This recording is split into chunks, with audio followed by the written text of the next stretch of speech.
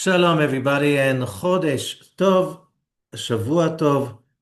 We are learning today Parashat Bo. Parashat Bo can be found in the book of Exodus, chapter 10, verse 1. And basically, this parasha is describing the last three plagues of the 10 plagues. And that means uh, the plague of the firstborn is described over here, and the breaking of the Egyptian bondage of centuries of cruelty and enslavement for the Israelites. So now, what's in it for us? We're talking about an event that happened over 3,000 years ago, 3,000 and 3,400, it doesn't matter. It's a long, long, long years ago. Why is it still fascinating? Because the Torah is not speaking about history. It's not a history book. The Torah is saying very clearly, we say it in the Haggadah, the Passover Haggadah, Chayav kol adam, every person has to see himself, כאילו הוא יוצא ממצרים, like he is leaving Egypt. And we spoke about it just a few weeks ago, 3 weeks ago, when we started to read the book of names, the book of Exodus. And we learned that during those 8 weeks we're reading about the story of the Exodus, there is something happening in the cosmos that we, human beings, can go through our own process of releasing from bondage, from slavery into freedom. Who can say that he or she is free?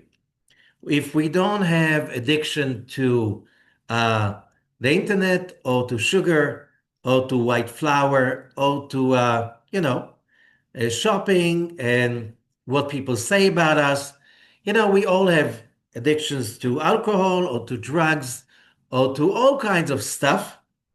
Some people are addicted to cigarettes. Some people are addicted to ice cream, cakes. The list is huge. Whatever we need for our daily life, we can turn it into an addiction. When we are addicted, are we free? Can we say that we are really free human beings, which means I am free to be happy whenever I want, which means why not being happy 24/7? Okay? Why not? 365 years days a year.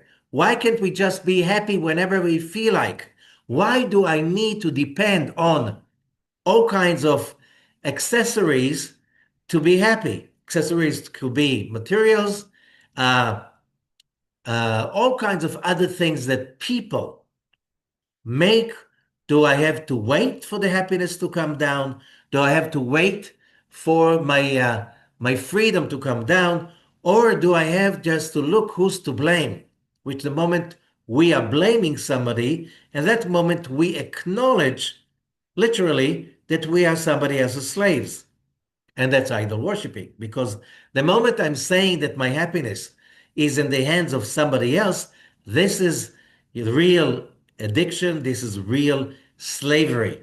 So let's say we live in a free society. Let's say most humans are not, but let's say we live in a society that calls itself free, but we're not really happy.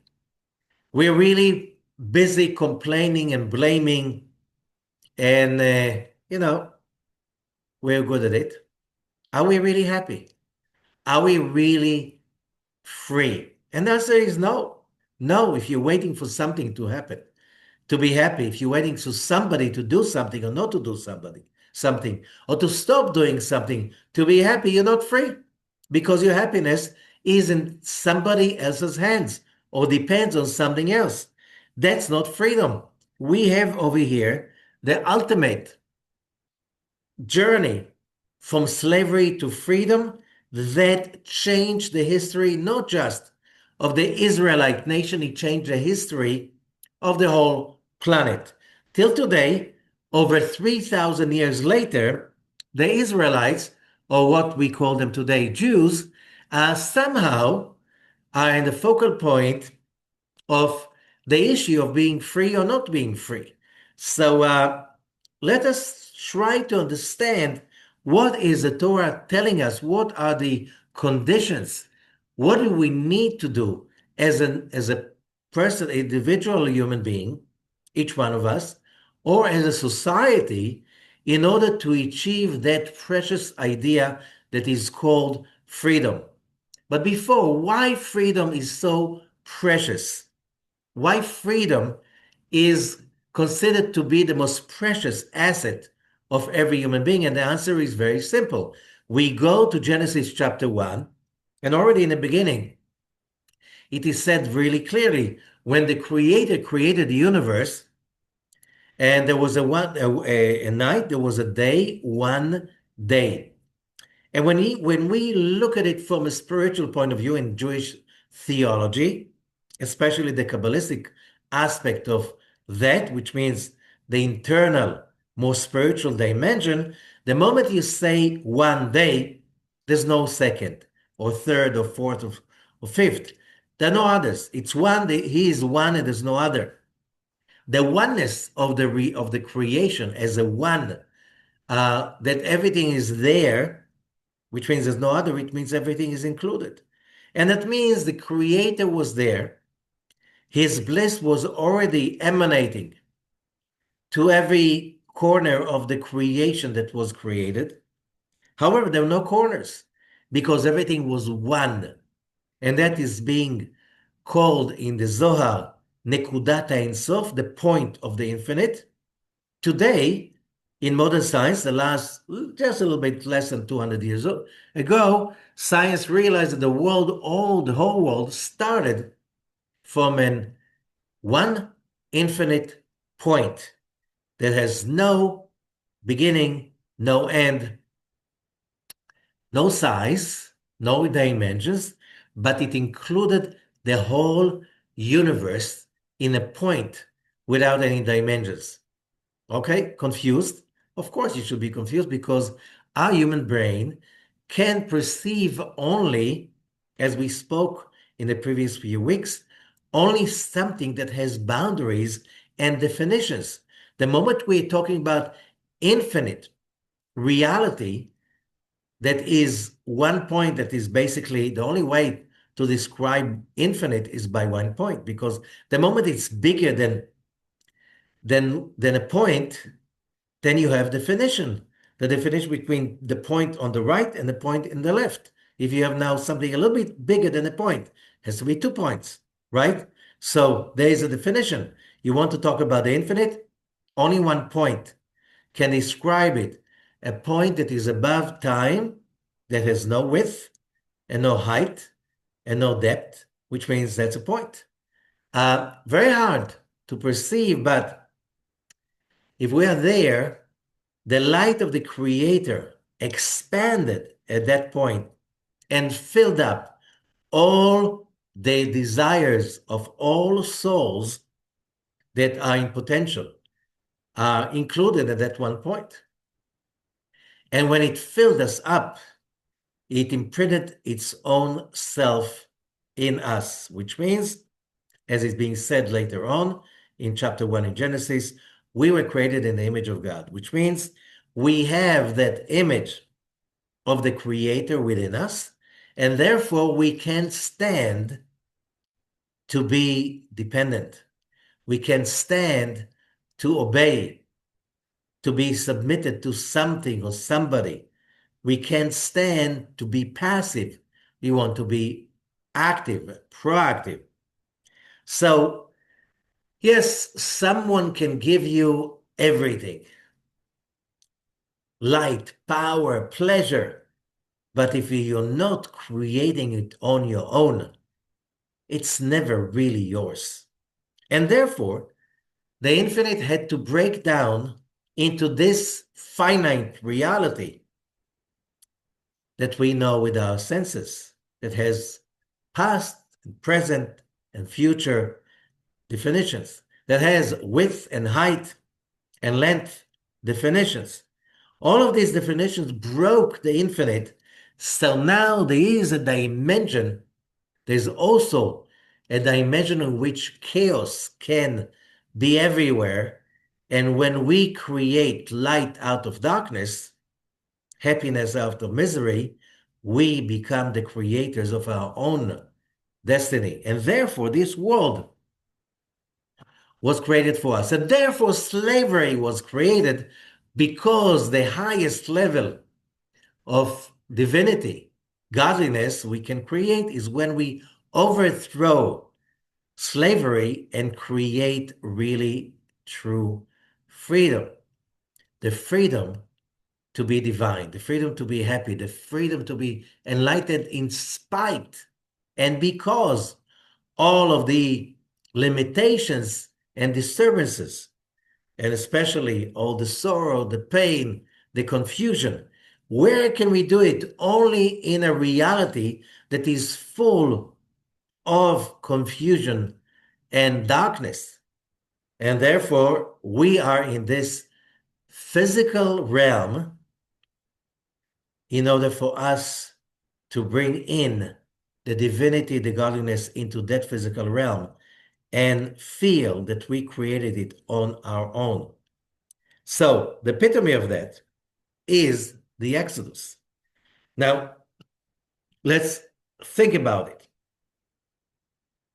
Here we have the story of the descendants of Abraham, Isaac, and Jacob multiplying in Egypt, one of the most powerful kingdoms on earth of that time, if not the most powerful, the one that was very, very much into esoteric wisdom, especially black magic.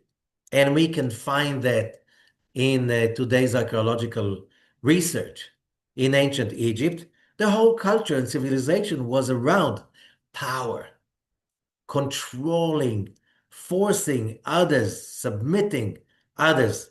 There was a whole temple that was found in what is called Tel El Amarna, in which they found a whole system of Egyptians that were cursing, putting dark spells over the leaders of all the nations they subjugated in order to keep them subjugated. Now, they had like ceremonies of subjugating others by casting spells of fear and darkness over their enemies and their slaves. Now, so if we look at the story, it's a story that describes a metaphysical war of magicians, Pharaoh and his magicians fighting Moses and Aaron, and they don't use spears or any kind of physical weapons, swords, stuff like this. No, they fighting each other with spells. And the strongest of them come out as Moses and Aaron, not Pharaoh and his army of warlocks. So how could that be? What's in it for us?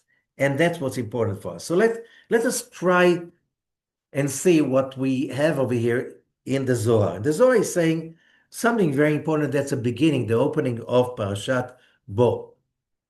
ויאמר אדוני אל משה בוא אל פרעה. And God says to Moses, come to Pharaoh. And the Zohar is asking later, what does it mean come to Pharaoh? Should we go to Pharaoh? And the Zohar is saying Moses was not, he was afraid he won't be able to do it. And only when God said, come with me, let's go together and come to Pharaoh. And let's finish him off. So the Zohar of this that I'm reading right now in verse 1 in a Sulam commentary of the Zohar, says like this, Rabbi Yehuda patach v'amar. So Rabbi Yehuda is opening and he says, he's quoting from Psalms 89, Ashrei ha'am yodei Torah Adonai be'or panecha alechem. Praiseworthy is the nation that knows the blowing of the shofar. They will travel with the light of the face of God. What is that to tell us? כמה הצריכו בני נשה למח באורחי דקודשה בריחו. I'm reading from the Aramaic. ולמיתר פיקודי אורייתא בגין דזקון בה לעלמא דעתי. ולשזבה לו מכל קטרוגין דאילה ותתא בגין דהקמה השתכחו מקטרגין בעלמא דעתתא. אך אינם השתכחו מקטרגין לאילה דקיימי עליו ודבני נשה. So people have to be really careful walking on the path that the Creator gave them in the Torah. So when they observe the mitzvot, and the mitzvot, there are 613 mitzvot. Traditionally, the word mitzvah is translated as commandment. Terrible translation, wrong translation, because the Talmud and the Zohar are totally opposed of calling mitzvah a commandment. Modern, like more progressive Judaism is trying to call it the mitzvot are good deeds, also terrible attempt of translation. It's not a good deed, although some good deeds are mitzvot, but not all the mitzvot are good deeds. So what are the mitzvot? And we'll explain. And so everybody have to walk on the ways of God and to observe the mitzvot of the Torah. Why? כדי שיזכו על ידה בעולם הבא. So with the mitzvot, people can merit the world to come. What does that mean? להציל אותם מכל המסתינים למעלה ולמטה. And by the mitzvot, people can save themselves from all the dark forces above and below. כי כמו שיש מסתינים בעולם למטה, the same way, there are these satans. Satan in Hebrew means disturbers. Everything you try to do, there are disturbing forces, okay? You want, something you want to do in your life, it's never smooth. There's always some kind of disturbances, all kinds of challenges. It's never easy, especially if you want to do something very important, okay? The same way there are disturbances in the physical, seen, visible world, there are also disturbances in the upper world. And again, the word in Hebrew to disturb is Satan. So Satan is not that guy with a trident and horns and stuff like this. There's nobody like this. It's a force that challenges us so we can merit success, which means success is a result of a merit, which means you put power, you put effort, you're working hard, you overcome troubles, which means Satan, in order to feel the merit, which means whatever I got, it's not a free lunch. It's not easy gain. No pain, no gain. So I continue verse 2.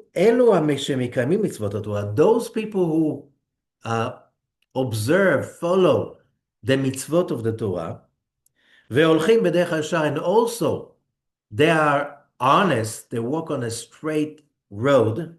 Honesty, which means, let me explain what's the difference. And they follow the awe of their master.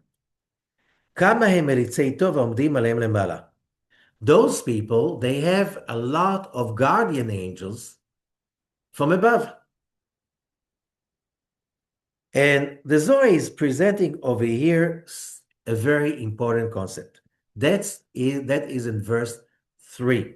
I explained the first idea that you just explained a few weeks ago, saying that every time we overcome challenges, negativity, disturbances, and so on, we turn the darkness into light and the bitterness into sweet.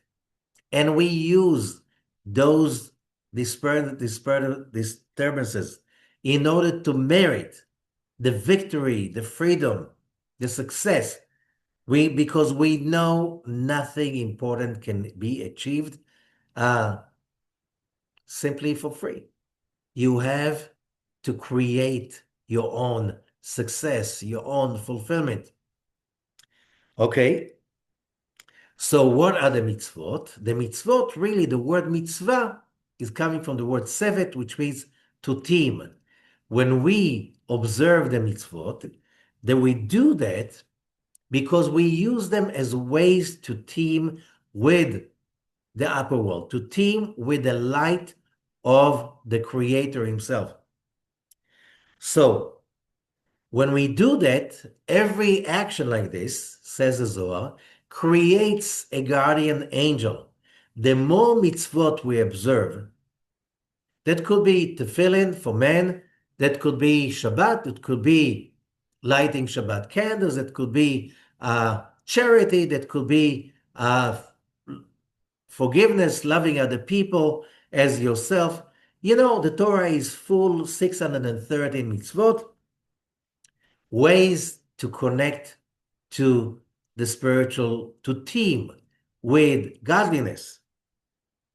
And every time we do that, we create a guardian angel. We create a force that stays with us, and those forces we gather become an army of angels, good angels, that support us, protect us, that pull us into the right direction. Verse 3. So that raises a question.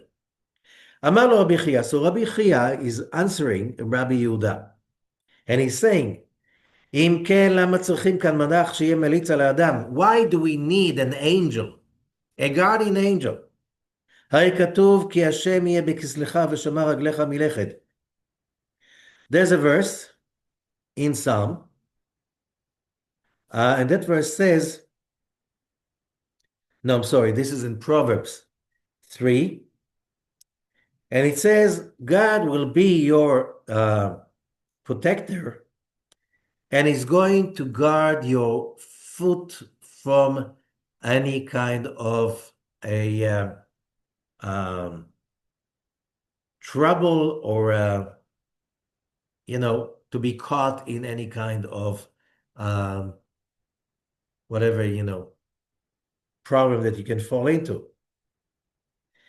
וכתוב השם ישמורך מכל, and it says also in Psalms 121,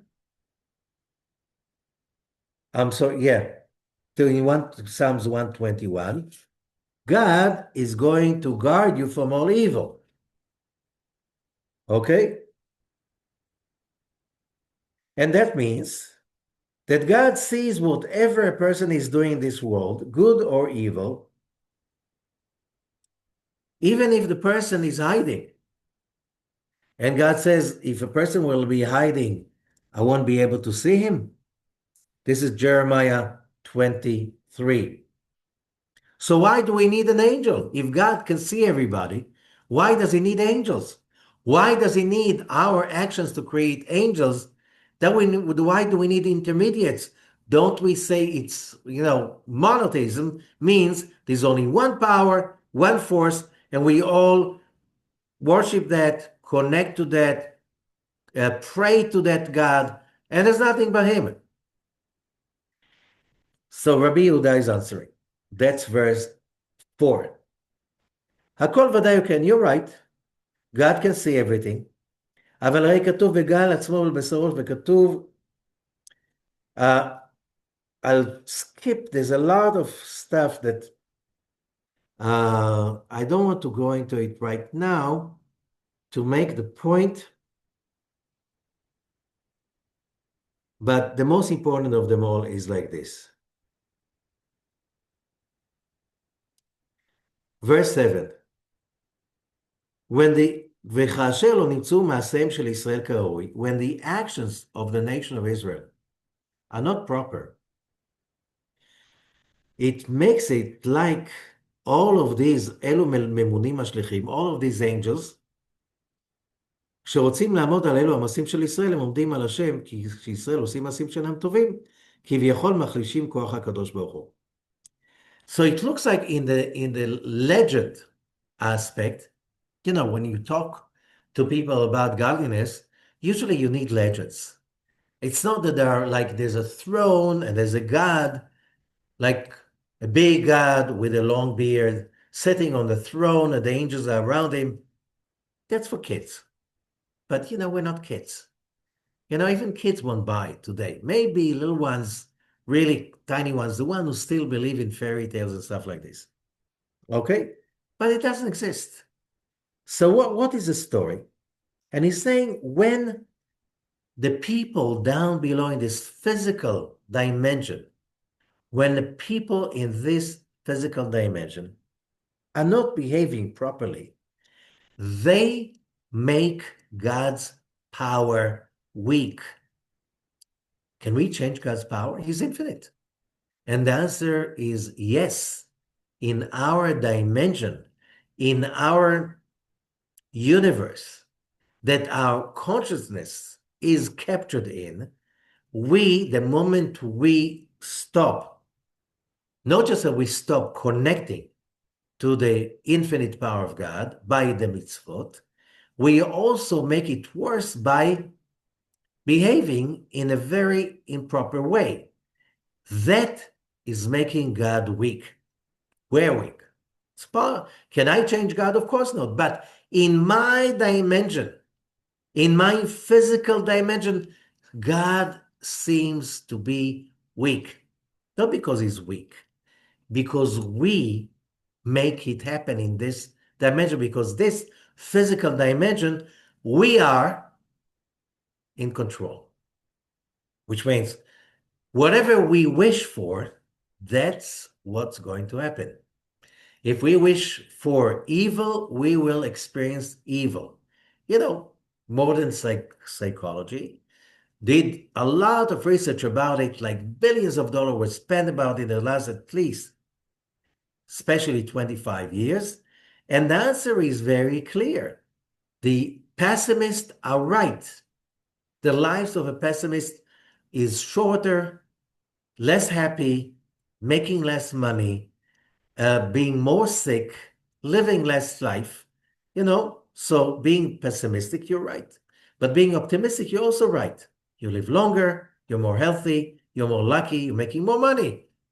So the way you perceive reality makes it, which means if you think, oh, I am atheist, I don't believe there's a God, I don't believe there is any kind of any providence, anything of forces that run the show. Whatever we see, it's basically random, and that means do whatever you can to get whatever you can, because this is this is the jungle rules. You know what? They're right. In their dimension, they're right. If you look at the world from this point of view, it's a very cruel, pathetic, dark, negative, hopeless world. Who makes it like this? Our perception. That's what the Zohar is saying. However, the more awake we are, the more aware we are. Both of them, awake and aware, start with awe. Awe means that we have a vision, awareness, connection, that as human beings, we can have our awareness spread between the spiritual dimension and the physical dimension. And mitzvah is basically when we make an action on the physical dimension with the attempt to connect to the spiritual dimension in order to bring the force of God into our physical dimension. If you want to understand that concept, it's called mitzvah. Why? And the Zohar continues, when we make good deeds with that state of mind, when we perform the mitzvot with that state of mind, נותנים גבורה וכוח על הקדוש ברוך הוא. We give might and power to the creator.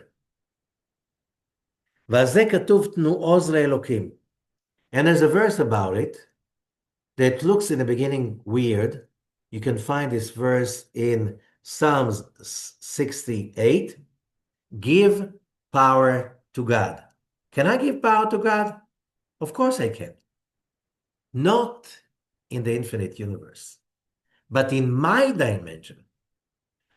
The more I am focused over connecting to the supernatural, connecting to the spiritual dimension, to the godly dimension, I am, by bringing that light into my dimension, into our physical reality, we change, like, the butterfly effect. We change the way reality happens. We create godliness in our reality. In whose hands is it? Ours. And that's why Psalm says, give power to God. Yeah, when we're talking about the whole universe, I cannot give power to God. He is the power. But in our realm, it's in our hands to give power to God, to make God powerful, so he will reveal himself in our dimension. That's in our hands. That's in our power. That's our free will. In order to make that to make us understand that, let's continue. Well, let's skip to verse 36. And it says as follows, אמר רבי שמעון, רבי שמעון ישראל, עתה יש לגלות סודות שמתדבקים למעלה ולמטה. We have to reveal secrets that are connected, that are attached above and below. Which means below is the physical dimension in which we humans can see, hear, think about, and give it a logic through science, whatever. Okay? But there's another dimension that is unseen with the physical senses. However, we have to, as humans, we have to train ourselves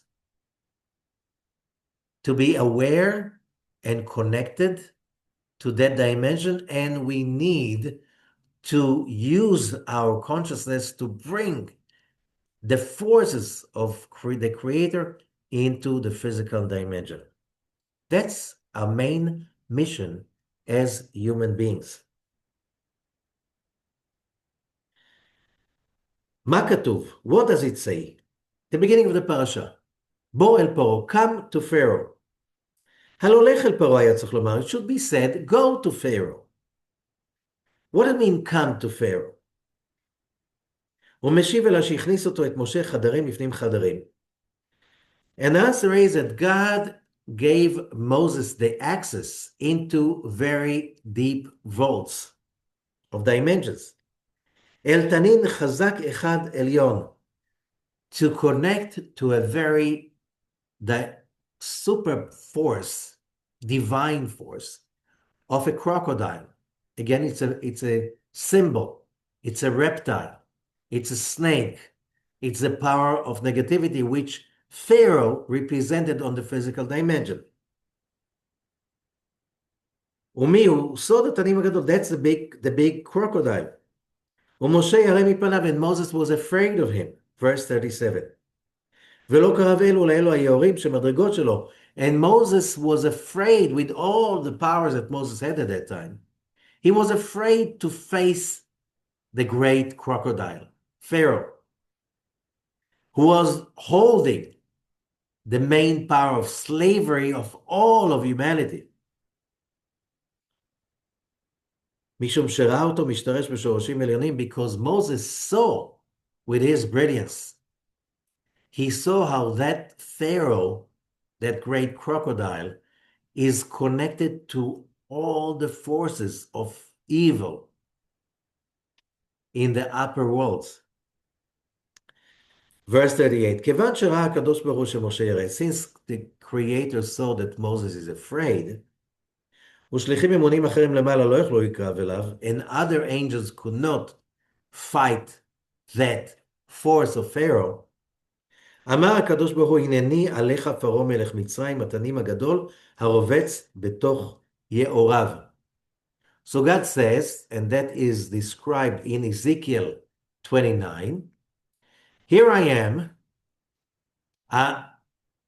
God, here I am going to take the revenge from you, Pharaoh, the king of Egypt, who is the great crocodile sitting in the Nile. Okay? And that means that God had to fight against him, nobody else. As it says, Ani Hashem, I am God, not an angel, not a messenger. But what is the Zohar talking about? Here we have two stories happening simultaneously. One story is the story of the Israelites. They're slaves in Egypt. They're slaves to Pharaoh and the Egyptians. They are experiencing genocide. Pharaoh is trying to kill all the babies. He's trying to force everybody into slave labor and very hard labor in order to just simply finish the Israelite nation. Miraculously, he can't make it happen. However, everybody's still enslaved. They can't even talk to Moses because they're so much in their slavery. They cannot even think about, even they think a little bit about freedom, they don't understand it. They don't understand it because centuries of slavery, you're obsessed with fear. You're obsessed with basically slavery. We know it's a mentality. And you get used to it. You get used to it and you try to fight it, and maybe you're trying to somehow fight it here and there, and then you realize your limits, like every human being today. We all have limits. And a lot of our limits, we're enslaved to these limits. And let's say you want to grow bigger, you go to coaches and so on, and they tell you it's the limits are only in your mind. You have to unleash your internal power. You're bigger, you're more, you have like basic faith or belief systems that are wrong. The moment you believe you can make it, you can make it. Whoever knows the story about the 4-minute smile, when everybody believed that a human being cannot run a mile faster, less than 4 minutes, nobody did it, and somebody simply did this like brain work, finally made himself believe, trust, faith that he can do it. He did it, and then everybody did it. Okay? What does it mean? That basically our own slavery is in our belief system. Okay? Now the question, and that's what the Zohar is trying to tell us. How can you release yourself from slavery? And the answer is like this. We all have to fight the big crocodile, Pharaoh. We all have our own crocodile, our own Pharaoh, our own Egypt, our own box, our own snake, our own evil inclination, whatever name you're going to call it, our own Satan, disturber. We all have it. It's a part of who we are. We're created that way. Why? As we said before, we were created in the image of God. However, God gave us all the pleasure, infinite pleasure, and we couldn't take it. We wanted to create it on our own, and therefore, the universe had to undergo devolution, which means evolution on the opposite direction. Then evolving, it's going up the ladder. No, the ladder, we had to go down the ladder. What does it mean? From a perfect universe, that was a really hard thing to degrade the universe into a place that is full of fear, injustice, anger, upset, and slavery. That's our world. Welcome. That's the name of it. But why are we born in such a world? Because We are born into a world of slavery so we can achieve our own freedom. And only when you have your own freedom, you can have your own real, true pleasure. You can have your own true enlightenment. You need to get darkness so you can really appreciate getting the light. But the message over here that how can that be? You need the pure force of intervention of the Creator himself without connecting to a higher power, without connecting to the infinite power of the Creator himself. There's no way that we can come to Pharaoh. Of course, we cannot go to Pharaoh because, who can say he can overcome mortality? Mortality means that whenever you have a problem, you start to complain. You get despaired, get upset, you get angry. That's what we are, we humans. Yeah, but we have a godly source, and we're here to prove it.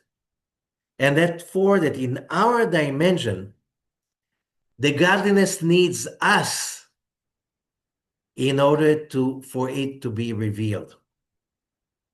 And that's why we have to make actions, to have thoughts, to have intentions, all that is needed in order to bring in godliness, to bring in the light of the Creator. With that light of the Creator, we have to eliminate the snake, Pharaoh, Egypt, the crocodile.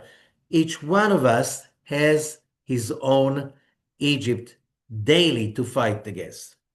And that's what this parasha is about, which means you want to say that, I don't need God. I'm a human being. I'm smart enough. You know what? If I'm not smart enough, I'll sit together with some other human beings and we will figure out how to create a perfect life and a perfect society. Humans are trying to do it for a few centuries already. It's not a long time. It's only like, the journey started a few centuries ago in Europe, and then it spread to America, whatever, humanism, all of those ideas of creating a society of justice, separate of church and state, eliminating God from the public space, close God only in the worship houses. In a public space, there's no place for God.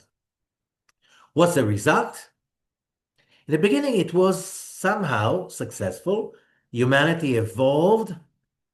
Uh, Somehow there was more justice, less corruption, because the, totalitarianism in the shape of basically monarchy, that is, you're born to the right family and that's why you're king. What about meritocracy? But that is still all, we're back to monarchy, which means the people ruling the world are the people that, the same families, the same forces, most of them you don't even know who they are, because they are the people that are behind the scenes. They own the market, they own the financial system, and they basically decide what the politicians are doing. Okay, so, and then people realize more and more and more that we're not really a democracy, because the people that in power, that we voted for them, if we live in democracy, they're not really serving our interests. They're serving, powerful people's interests that paid for their campaign or whatever. So we're not really free. How can you create true freedom? If you wait for the government to do it, for the justice system to do it, if you wait for another revolution to do it, that's a little bit of a problem because it doesn't really happen. In order to be free, you have to start from within. And, there's one very successful system of overcoming addictions. It's called the 12-step program. And one of the major steps is acknowledging a higher power. Without the power of God himself, there's no way you can go to Pharaoh and win against him. Who's Pharaoh again? Our own addictions, our own Satan, our own ego, our own weaknesses. In order for us to win our own darkness, that we're holding on to it, we need to bring in the force of the divine into everything we do. And therefore, the Zohar continues, just to prove that point. We read the story on the chapter 12, and God is over there giving Moses and Aaron the schedule for the last plague that is going to make everything really change. And he's giving like the schedules like this. They have to first bless the new moon of Aries, Nisan. They make it the first moon of the year. Why? Because if you want to overcome the Egyptians that they worship the sign of Aries, the ram god, you have to control that force within you. So the first of all is when you bless the new moon, it's basically a power in which you say, I'm a human being, and I am in control of the zodiac. I am in control over astrology and all the forces that people believe that they control us. And what can you do?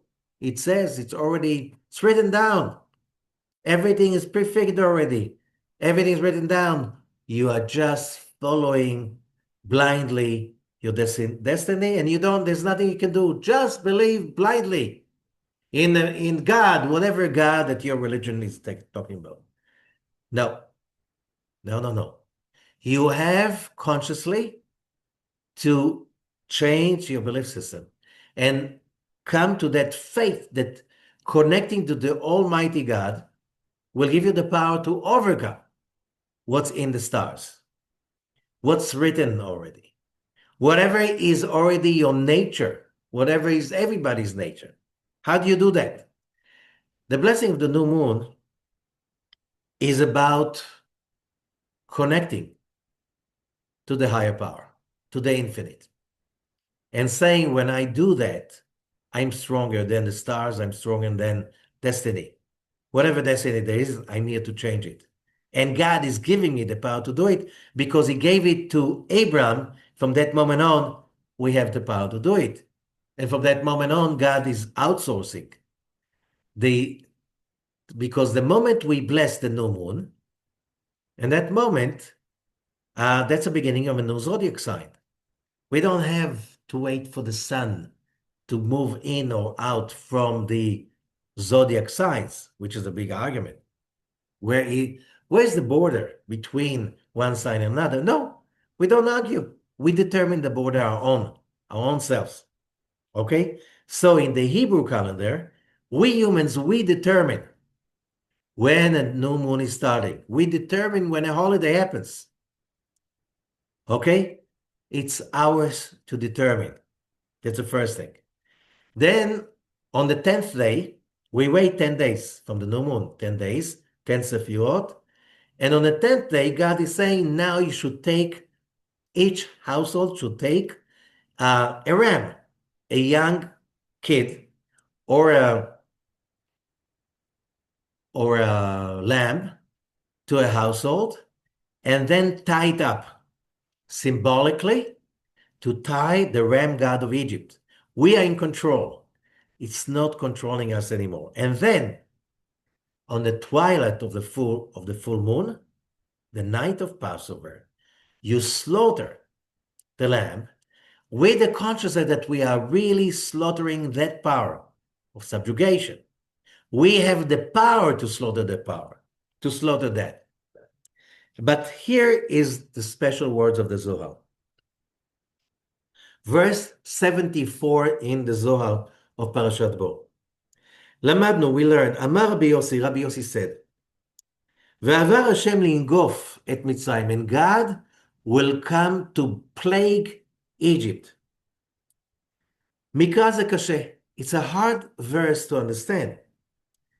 And then it says, וראה את אדם, let me read the whole verse.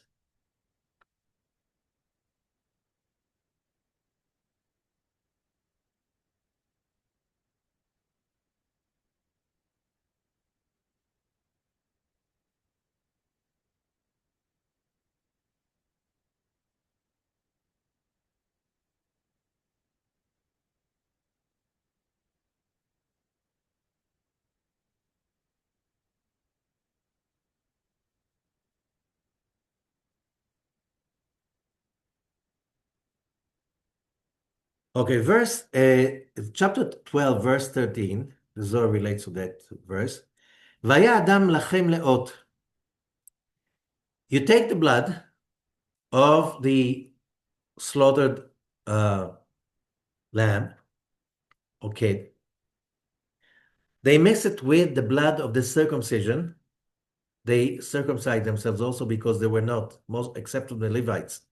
The others, the Egyptians, we didn't allow them to circumcise. And then you put the blood over the doorpost and the lintel of your doors. והיה אדם לכם לאות על הבתים, and the blood will be as a sign over the houses, אשר אתם שם that you dwell in. וראיתי את הדם פסחתי עליכם. And God says, and I will see the blood and I'll pass over you. I'll skip. ולא יהיה בכם נגף, and you won't be plagued. בהכותית בארץ מצרים, when I plague the land of Egypt. Okay? And as I say,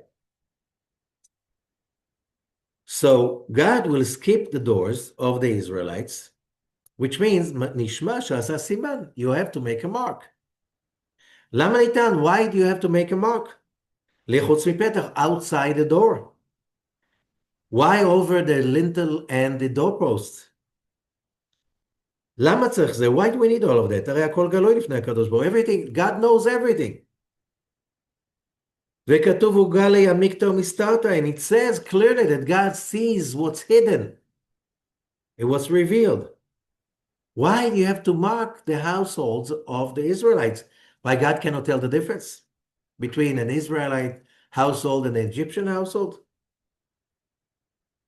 So you have to learn something very important. Verse 75. למדנו, we learn, ההשגחה אינה נראית למעלה, אלא שנראה ממנו מעשה למטה.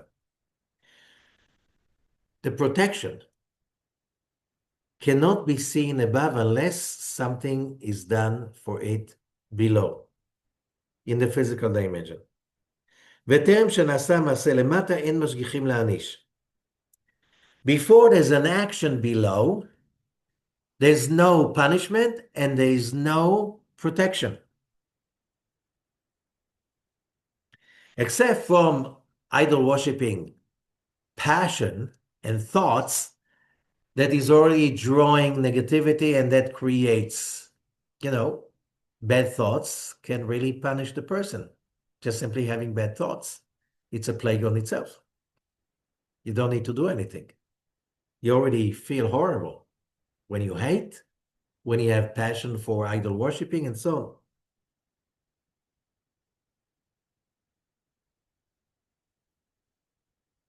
So the Israelites were taught over here to bless the new moon and realize with the power of your words, you change your belief system. You're above the stars, you're above the Egyptians, you're above whoever wants to hurt you.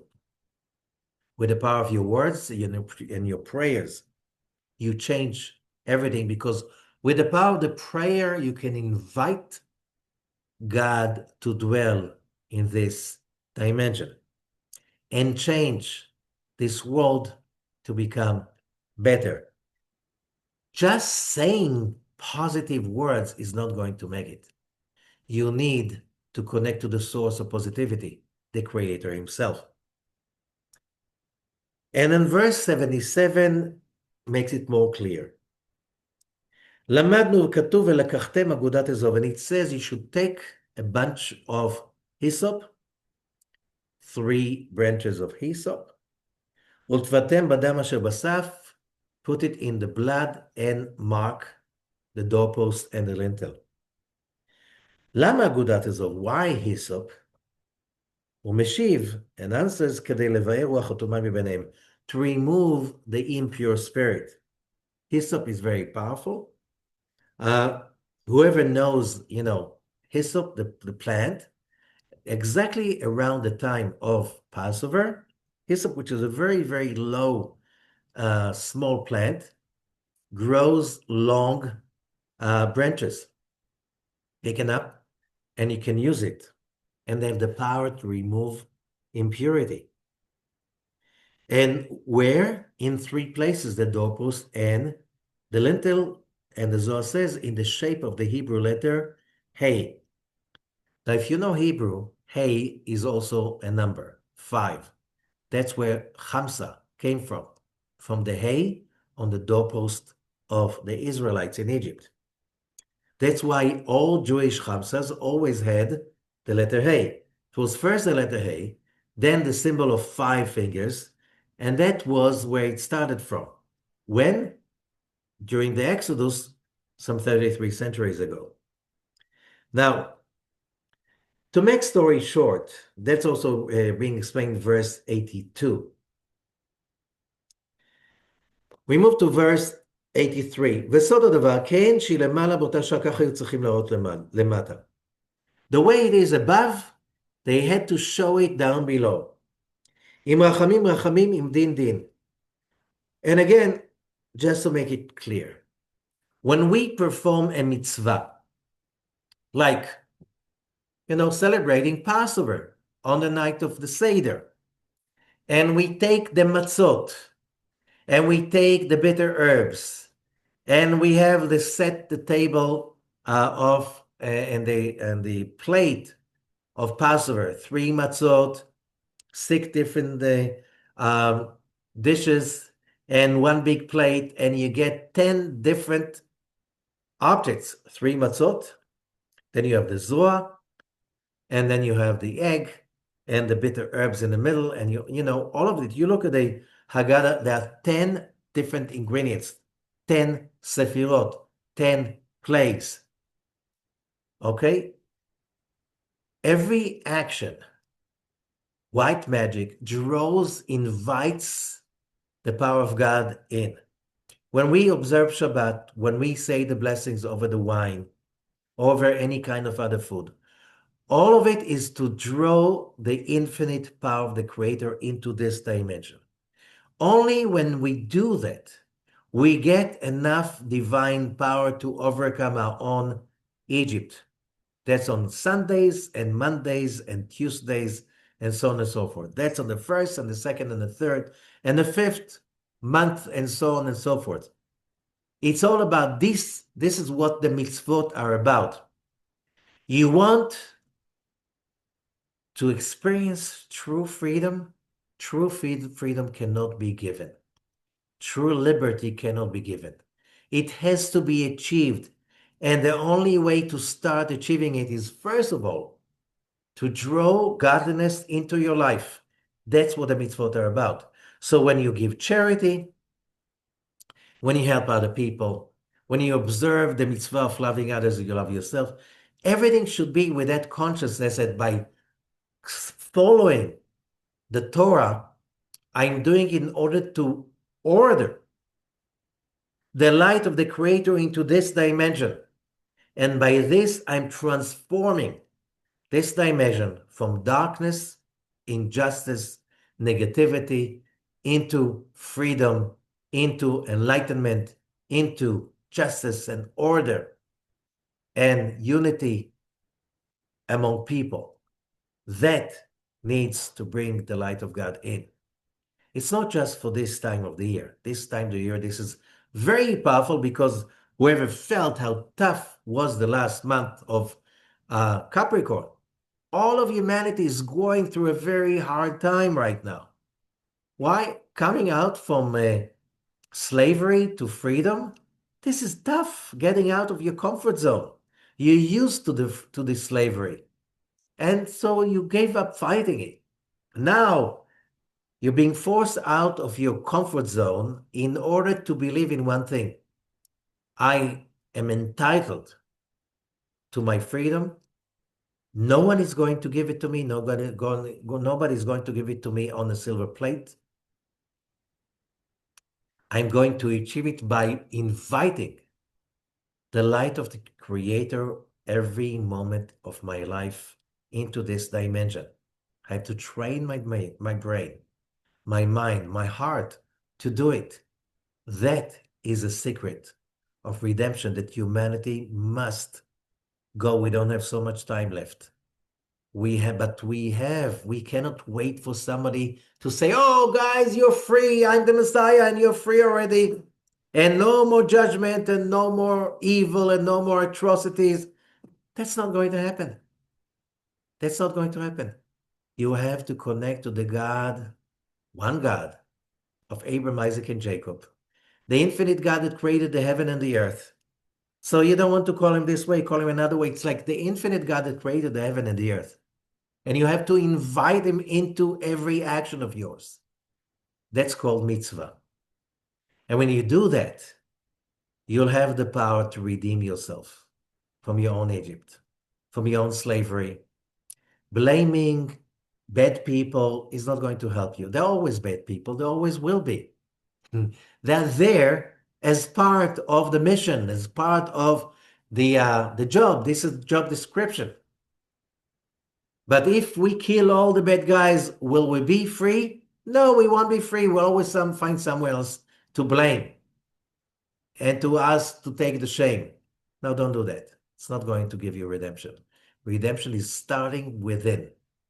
Redemption is when you believe, when you have faith, when you're connected to real, true enlightenment, then nobody can enslave you anymore. Simple as that. When there's light, the darkness is gone. How do you drive away the darkness? Don't be busy with the darkness. Be busy with the light. Daily, hourly, every minute, everything you do. And for that, you need to meditate. You have on our site the basic Kabbalistic meditation. If you don't see it down in the link, so look for it on YouTube and you'll find it. You have to train your brain for that union of the upper world and the lower world. That's what you're made for. You know, all the rest is just little details in the real true story. You have a mission. Go on, fulfill it. Redemption to all.